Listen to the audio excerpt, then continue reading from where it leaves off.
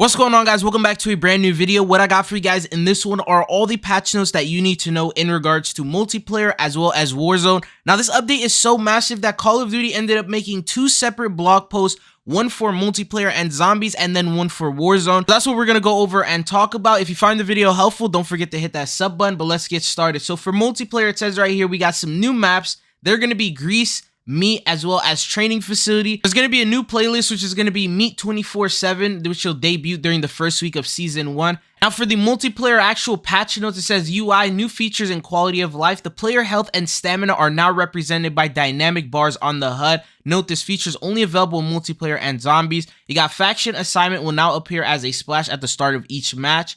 Added upper leg damage and empty reload quickness statistics to the detail widget in the gunsmith. Increased decimal precision of the flinch resistance stat in the details widget in the gunsmith. Added icons in the gunsmith to represent which title and attachment originated from. And then they reduced the volume of multi-kill and metal splash sound effects. And then going on to the bug fixes, there's a lot of them. I don't want to really talk about every single one of them because there's so many different patch notes. This video will be too long, but I'm going to show you guys a photo, and these are all the different bug fixes that they ended up fixing for this update. And then for the gameplay, so movement. They added a delay following multiple rapid stance transitions to prevent exploitable repetition. Crouch to stand is 150 milliseconds. Prone to stand is 600 milliseconds. So basically, snaking got nerfed. The next thing we got is spawn. So they improved spawn protection against enemy equipment and kill streaks. In hardpoint, several adjustments have been made to improve the flow of the combat and increase control of team-owned areas. And then in this little box, they said we introduced a delay to stance transitions to combat a movement exploit commonly referred to by players as snaking. We'll monitor the impact of these changes and continue to address feedback where appropriate. Then we have weapon and attachment changes. So this is only for multiplayer, by the way, but ARs, the MTZ-556 increased maximum hip fire spread while standing by 10%, increased the maximum hip fire while crouched by 6%, increased the penalty incurred for hip fire while firing by 10%, increased hip fire spread penalty incurred while moving by 4%. Then you have the MTZ Natter Heavy Short Barrel, decreased the hip fire spread, and then the Bruin Thunder V9 stock decreased hip fire spread. So that got buffed. Then for the battle rifles, the Bass B increased damage multiplier and semi-auto fire type, lower torso from 1 to 1.2, arm and hand from 1 to 1.3. For the Sidewinder, decreased the ADS time from 280 to 265. Tempest Predator Precision Barrel increased the gun kick control. And then you have the Huntsman Series Suppressor Barrel, increased gun kick control. And then the Borealis Grip, increased gun kick control benefit by 5%. And then for the SMGs, most of these all got nerfed, but decreased sprint to fire time from 110 to 100. Then they decreased the ADS time from 230 to 215. For the barrel, they added 9% aim down sight time benefit. WSP Singer decreased sprint to fire time from 110 to 88. Decreased ADS time from 190 to 175. For the Striker 9, decreased sprint to fire as well as the ADS time once again. And then for the shotguns, you have the Lockwood 680. The tac stance will no longer reduce damage pellet count. Marksman rifle equipping the full auto conversion kit and 60 round drum mag will no longer result in a broken aim down sight animation. For the melees, the riot shield actually saw a nerf and a buff. So the buff was increased the melee damage from 50 to 75%, but then they also added a 10% movement speed penalty. So that means if you have the riot shield on your back and not even out, you will still move a little bit slower just because it's on your class. But the next thing we have is the attachment. We have the S37C breacher device, decreased hip fire spread by 14%, resolved the issue that prevented one-hit melee kills in round-based modes. The Bruin Tactical Vertical Grip decreased the hip fire spread by 8%. The hollow point ammunition decreased inflicted sprint penalty time from 800 to 200. And then for the MW2 weapons, they actually changed them as well. So increased the reserve ammunition for all weapons to match MW3 ones. Decreased hip fire spread benefit of underbarrel vertical grips by 5 to 12%, and decreased hip fire spread benefit of applicable lasers by 2 to 5. For the ARs, the M4 increased maximum damage from 28 to 35, decreased head and neck damage multiplier. Battle rifles, you got the TAC V, increased lower torso, leg, foot damage multipliers from 0.8 to 1.1. SMGs, the Vazim 9K and the ISO 45, they increased near medium damage from 29 to 30, and then the other one increased max damage from 30 to 33. For the shotguns, the KV broadside increased far medium damage range from 9 to 10 and decreased the ADS spread. And then for the LMGs, the raw MG decreased ADS time, decreased sprint to fire time, and decreased tactical sprint. The Icarus increased maximum damage from 28 to 34, increased the head damage multiplier from 1.4 to 1.1. Marksman rifles, the SPR-208 increased maximum damage range and then decreased the ADS time. And then the Basilisk increased the maximum damage range, near medium damage range, and the far medium damage range. And then they also did some progression updates, says corrected unlock requirement descriptions for multiple weapon attachments, revised conditions for multiple unlocks that cause attachments to be unavailable. Associated weaponry will now properly be included in the camo unlock splashes. Player level cap now has gone up from 55 to 250. And then customization, increased animation rate of the priceless and interstellar completion camos. So that's pretty cool. And then for the maps, you got some huge updates in regard to spawns. So they ended up flipping some spawns, they added more spawns in free-for-all, they adjusted audio sounds. It was just a bunch of different map updates. This will take too long to cover, but I'll go ahead and show you guys some photos of exactly what the changes are. Feel free to pause and check what your favorite map ended up getting adjusted to, but it's almost every single map that got changed. Then for the modes, we have Ground War pregame lobby countdown will no longer reset when a player leaves. Search and destroy, increase player XP earned for several score events. So kills are now 500 XP, assists are now 200, shield assist is 400, headshot 1000, plant 1000, defuse 1000 plus 250 for last alive, ninja defuse 1250 plus 250 XP for last alive. Then you have war. Players who join an in-game progress match can no longer be placed on a full team. Decreased tank escort phase time limit from 6 to 5. Joining in progress match during ending cinematic is no longer possible. And then the equipment. So the throwing knife star addressed an issue that allowed one-hit kills without a headshot. EMD grenade tactical prompt to remove tracker will no longer persist after death. Then you have the field upgrades deployable cover. Previous deployment will now be destroyed upon new deployment, as the maximum has been limited to 1. Trophy system mosquito drone kill streak will no longer be targeted. And then for the kill streaks, Juggernaut Recon addressed an exploit that allowed players to fire loadout weapons with unlimited ammo. Precision airstrike players will now properly look through the binoculars in third person. Remote turn implemented safeguard measures to prevent players from becoming stuck with the tablet in hand. For the vehicles, increased traction control, and then Razor Tank decreased maximum forward speed by 14%, increased maximum reverse speed, turn speed. So basically that got buffed.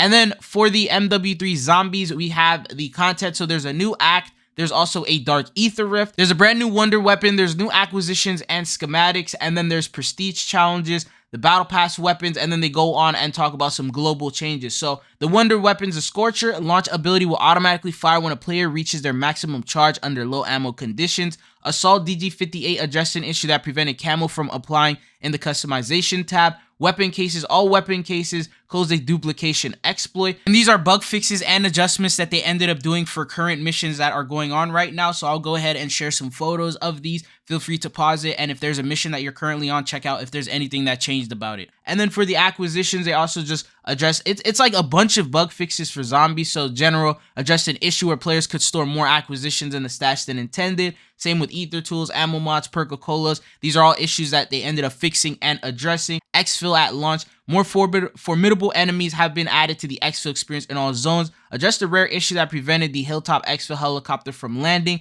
In season, all exfils will increase the number of enemies spawned, with the final exfil receiving a significant boost to enemy count and enemy types. For the general, ammo caches will now fully refill applicable player ammo reserves. Addressed an issue that allowed players to die instantly if they ran and slid into a doghouse. For enemies, so zombies, they did some bug fixes right here for the disciples. They behave erratically. And then there's the Stormcaller, the Hellhounds, as well as the zombies. So these are just more. And then equipment, lethal equipment also got upgraded. Experimental gas grenade damage against ether worms has been reduced. And then there's decoy grenades. Reduce the number of decoy grenades that can be stacked from 3 to 2. Reduce the decoy grenade duration from 8 to 6. And then the kill streaks, you got the Juggernaut and Sentry Gun. Address issues with these. And then you're not going to be able to like do duplication glitches and kill yourselves with them and all that stuff. And then customization, Borealis and Bioluminescent update, they increased the animation rate, which you talked about earlier. For the UI, player health and stamina, all this is the same as multiplayer, and they addressed the issue that prevented pings on looted items and caches from disappearing automatically. Addressed an issue where players who attempted to equip a mission reward in the gear tab would sometimes equip the wrong item. Addressed an issue where objective titles would occasionally not display while loading into a match. Addressed an issue where objective text would occasionally display outside the panel while loading into a match. And addressed the issue where players would be returned to the lobby screen when selecting Activate Armory. And then progression, the first step players can now unlock the first step for reaching level 55 in Modern Warfare Zombies. Previously, players would need to enter the multiplayer menu to obtain the achievement. Camo Completionist, Golden Enigma, and Golden Ivory. They released a fix that will allow players to complete these challenges and get these with custom weapons and mods. And then the audio battle chatter, friendly fire operator chatter will play less frequently. Stability adjustments have been made to better ensure players keep their loadout and rucksack inventory if they do not successfully deploy into a match, and added various crash and stability fixes. And then now we're going on into the Warzone side of things, which is probably the largest blog post that they have. And this one is going to go over, obviously it tells you all the new content. They have some photos here, which I'll go ahead and showcase. And then they say, take control of Warzone with the controllable mobile POI. This is the drivable train. And then they ended up showcasing a couple of major points of interest. So you got like Hadika Farms, you got Levin Resort, you got Lowtown. Just some photos that they ended up showcasing here. And then they gave some traits on these particular spots. And the new gulag is now called Silo. It says it's characterized by a stark symmetrical layout. This is the photo that it looks like. The map variant, it says a new location modifier. Players now have the chance to encounter one of 3 possible gulag map variants. Each map variant offers 3 clear lanes, allowing a simple 1v1 gameplay. The overall gameplay of each map variant will remain similar, but sight lines and visuals will change match to match. Map variants include a box center with various cover and pathways in crates and corners, riddle the layout making it dangerous to rush without a plan, an open layout with light cover and circularly enclosed center with limited access, and then a fairly open center with boxed out area, making the threshold from spawn to center very fast but providing rotational opportunity. Then you have public events. You got to go again, get another chance if you lose your fight,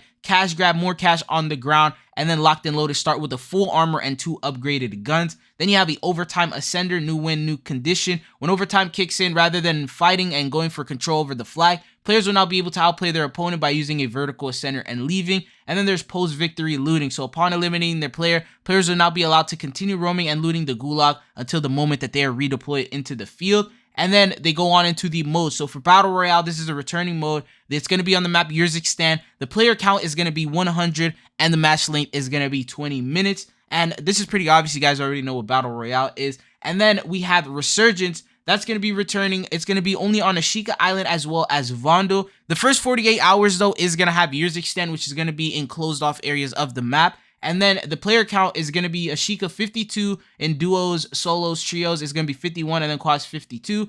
And then Vondo is going to be 72 all around. And then Yurzikistan Resurgence, which is going to be that limited time mode that I talked about. It could be one of these locations, Orlov Military Base, Popov Power, or Zerevan Suburbs. And then the player count is solos 44, duos 44, trios 45, quads is 44. And then going on, you have Plunder. It says Plunder returning mode. This is going to be available in Yurzikistan with a player count of 100, and the match length is going to be 15 minutes. Then you have Lockdown. That's going to be coming back for Vondo with a player count of 36. And then they ended up showcasing the playlist calendar that they have. So from December 6th to the 7th, you got those 48 hours right there. Then you have from December 8th to the 13th. And then you have the entire week of the 14th. So this is what the playlist is going to be like. And then the brand new weapons and things that they talked about. So the launch of MW3, all weapons are going to be available for you to use. And then they went through almost every single weapon and gave a short description of it. I'm not going to do that because if you have played MW3, you already know what these weapons look like. But that's pretty much what they went through. And then when you keep scrolling down, these are the general adjustments that they have made. So the backup pistol is a quality of life change. You will always have a pistol in your inventory, and this will automatically pull out when you hit the water or when you're going up a ladder. Doesn't matter what your primary and secondary weapons are. This is just a way for you to protect yourself.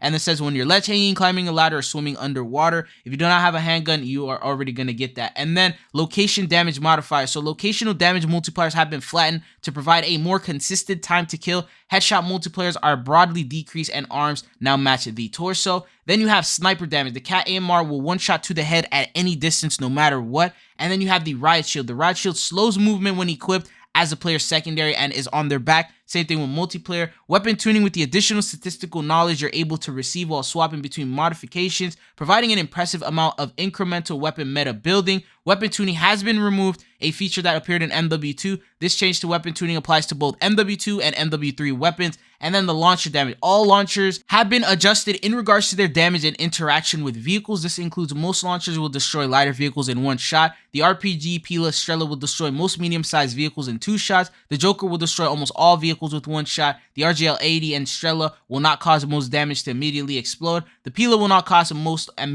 medium and larger vehicles to immediately explode. The RPG-7 and the Joker will cause most vehicles to explode immediately. And then for the gameplay, new features, all modes. Classic red dot, firing unsuppressed weapons causes operators to momentarily appear in the red dot on the minimap. Reload canceling is available. Improved water combat, it'll be easier to spot people in the water, and while you're in the water, see them outside. Battle Royale, they have redeploy weapons being brought back, now grants a weapon that changes based on the current circle number, with the weapon improving later on. And then there's new features, so you got loot, ground loot, and supply box loot found throughout our maps will include a mix of MW2 and MW3 weapons, equipment, perk packages, and more. Rarity, quality of life, weapons, equipment, kill streaks, and more will now have a color-coded tooltip to indicate the value and the rarity of that item. So the rarity breakdown: legendary is going to be orange, epic is going to be purple, rare will be blue, uncommon is green, common will be white. And then the ground spread, players will now notice that the loot distribution and spread when opening a supply box or eliminating an enemy, so it prevents things from stacking on top of each other, so you won't be able to pick it up or see it.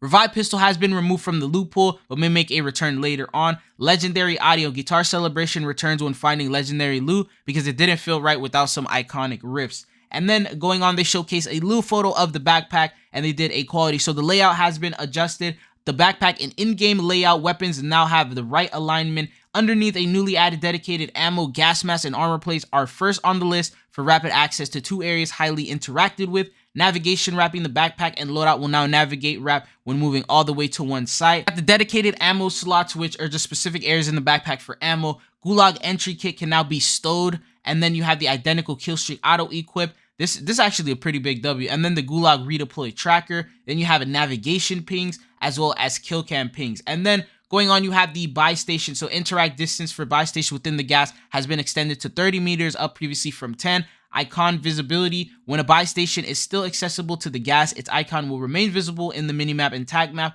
Upon being in the gas for too long, the icon will then fade away once the buy station is no longer active. Above notes apply to both stationary buy stations as well as deployable buy stations. And then for loadout, purchase prices: so solos 7,500 down from 8,000, duos 10,000 down from 12,000, trios 12,500 to 16, quads from 15 to 20, and that's the buy station cost. And they have squad outlines: a distinctive white visual design of the loadout crate from 2020 makes its return. And then going on, you got the gas mask. So manual equipped and manual stow are now available for the gas mask. And then going on, you got the gas mask overlay: adjust the gas mask overlay to provide a clear field of view of the action, decrease the intensity of the crack state when near broken. And then for the gas itself, the circle pacing: so circle 1 closes in 160 seconds down from 215. Circle 2 closes time reduced to 140 down from 220. Circle close time reduction 130 down from 170. 4 is going to be from 125 down from 110. And then circle time is increased to 90 seconds down from 70. All the circle timings remain unchanged.